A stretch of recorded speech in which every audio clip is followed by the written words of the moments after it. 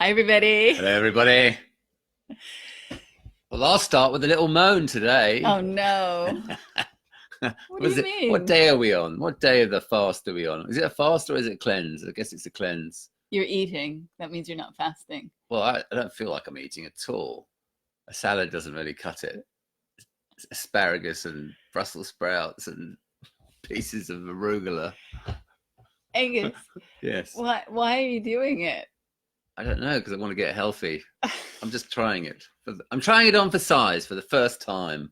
Okay. And I feel a bit doolally today, so I can't be held accountable for what I say or don't say in this vlog because I'm starving.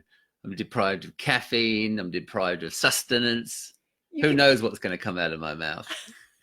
you can eat as much as you want of the things on the list. Oh yeah, yeah. After a bowl full of Brussels sprouts and asparagus, I'm pretty much done in about 2 minutes after three mouthfuls. Anyway, that's my moan for today. That's my rant. It's my Friday rant. Just wanted to put that out there in case I can't really be very compos mentis in this vlog. I see. So it's a disclaimer. It's a disclaimer. It is. Well, I wonder if your disclaimer is going to come into action. What I was thinking, what I wanted to talk about today was that it can be sort of misleading at times for people to think that what we're sharing, because we're talking about how our experience comes from thoughts in the moment and that it's a reflection of our state of mind, that then what we're talking about is telling you what you should do with your thinking, how to manage your thinking, how to change your state of mind. And actually, we're not saying any of that. So I wanted to make that clear and say kind of what we are saying or what we're trying to point to. And first of all, I'll say that I completely went down that road when I first came across the understanding of the principles. Is I thought, oh, if my experience comes from my thoughts, then all I need to do is just make myself have good thoughts, and then I'm going to have a good experience all the time, and I'm there. And all that did was create extra pressure and stress on myself to try and fix my thinking, change my thinking, have the right thinking, and it did nothing for me. And it wasn't until I realized that there was never a problem with my thoughts. There was actually never even a problem with my experience. All that was wrong, or not even wrong, all that there was a misunderstanding inside of myself that my experience, that I was not okay with my experience, that I couldn't be okay with certain feeling states like insecurity or anxiety or anger. Like those were ones that I felt I needed to change because I couldn't tolerate them. And what really Angus and I are pointing to is how when you look to the source of your experience, when you look beyond your psychology, when you look to your true nature into what's unchanging, it shrinks your psychological experience down to size. And that's real freedom.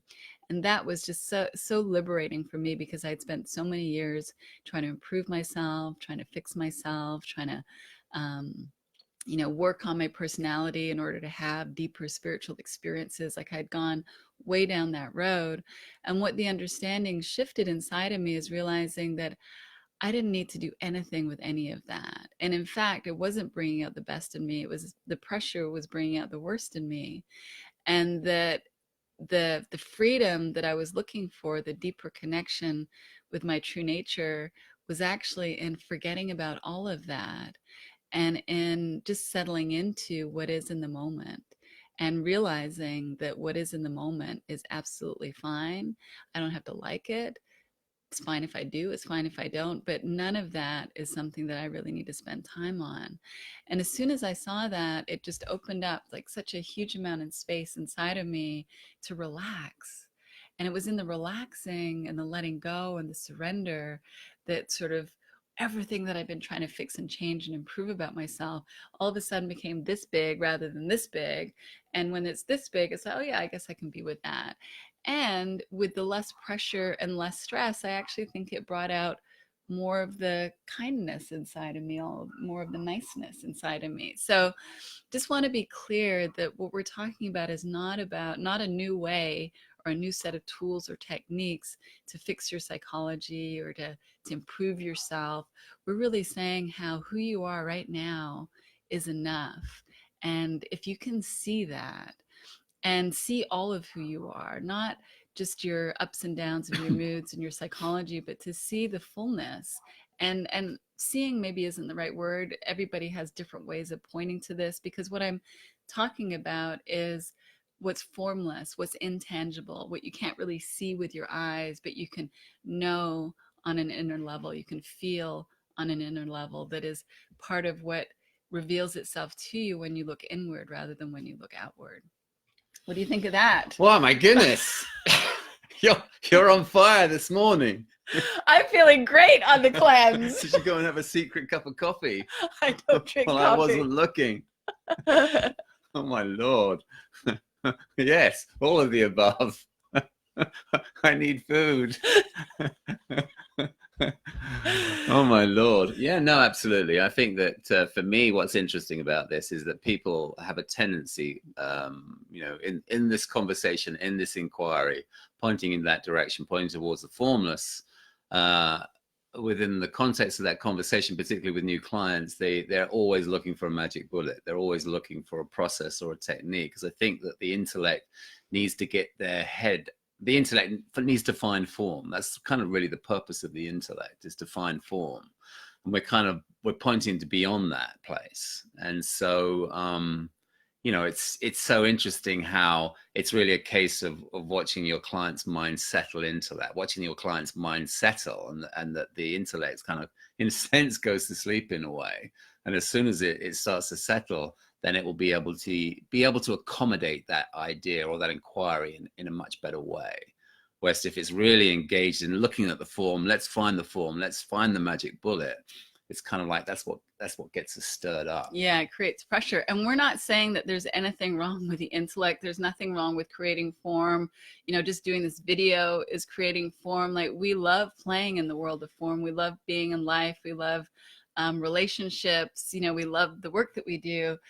But what's important is to see that that's not the whole picture. That's not everything. And that we can enjoy our feelings, our emotional states, our different moods. We can have more peace around all of that when we see that that's not the full package. Yeah.